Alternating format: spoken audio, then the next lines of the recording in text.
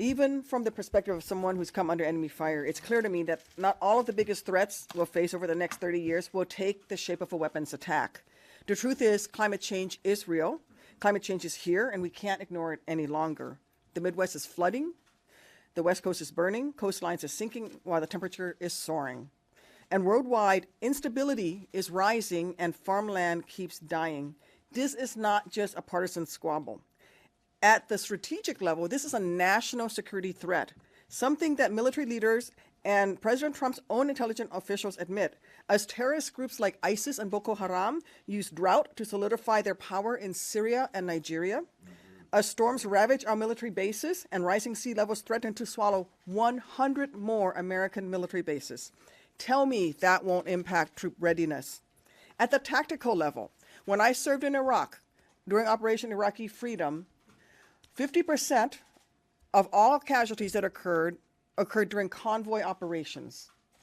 Not kicking down doors, going after the bad guys, during convoy operations. Over 80% of all convoys were conducted to transport fuel, diesel fuel. And yet, while I was in the House, Republicans time and again, and even here in the Senate, blocked the Navy's efforts to invest in green technology. Because you see, at the tactical level, if our troops had better storage capacity in batteries, that means fewer batteries they have to carry in their rucks and more bullets so they can go after the bad guys. If I could have had more fuel-efficient vehicles, that was one less 5,000-gallon HEMTT tanker of flammable fuel that I was putting out on the road to be hit by the enemy. So it is important on a national security level that we make these investments. And in fact, the Republicans have time and again blocked the Navy's own efforts to invest in green energy.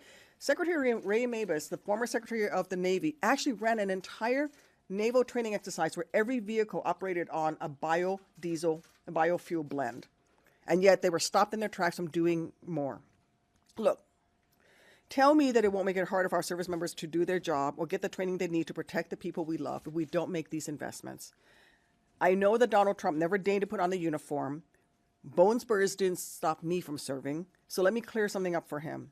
He and the GOP should not keep claiming to care about our national security and our military if they keep ignoring the crises that are sapping its strength and putting Americans at risk. If they keep doing this, more Americans will have to go serve in places as a result of the effects of climate change. Drought, fights over natural resources, this is enough. I fought one war for foreign oil. Let's not do that again. Our troops deserve better. American families deserve to know that their leaders are doing everything they can to keep their loved ones safe and their nation strong.